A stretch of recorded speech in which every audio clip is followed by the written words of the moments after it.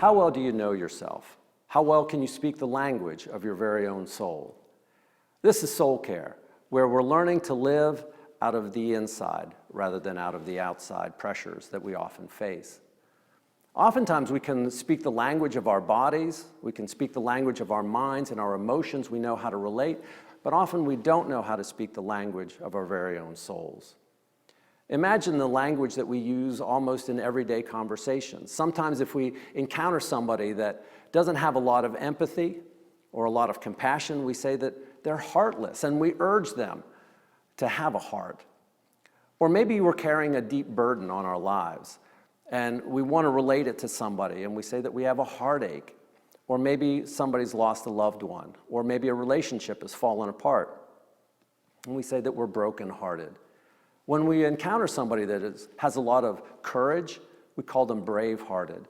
And when we see somebody that seems truly evil, it's because they have a black heart. While the saints that we want to emulate and we admire have hearts of gold. Whenever we go out on a vacation, we say that we're lighthearted.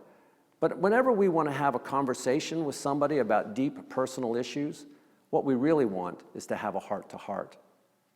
Whenever we get up in the morning and we just don't feel like our hearts are in it, we say that we just don't have the motivation. And whenever we find somebody that we truly love and want to connect with, we love them with all of our hearts. We have this language that we use to describe what's going on the inside, but we don't pay a lot of attention to what our motivations are behind those feelings. The Greek philosophers almost 2,000 years ago had a very simple saying, know thyself. And so the first step that we really have to do is an awakening to know what's going on the inside of who we truly are. Now, to know thyself is not just a platitude or a nice saying that we can put on the wall. It's a real deep personal struggle to constantly being asking why we do the things that we do and the behaviors.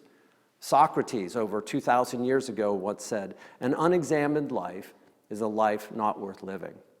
And so the first thing that we have to do is ask, are we examining our lives? Are we asking why we do the things that we do, the problems that we have, the feelings that go on the inside that are trying to reveal who we truly are and who we were created to be?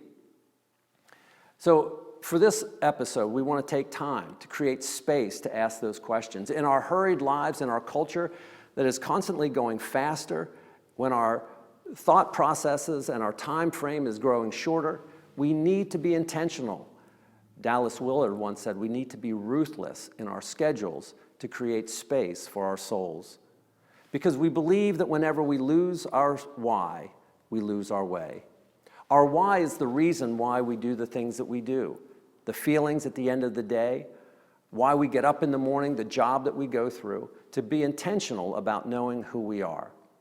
And so in this episode, I want you to take 5 minutes to just ask why you are where you are, the feelings that you have, the emotions that are driving you, the pressures that you face, and ask what is in your life that you want in your life. Is it getting you to where you want to be?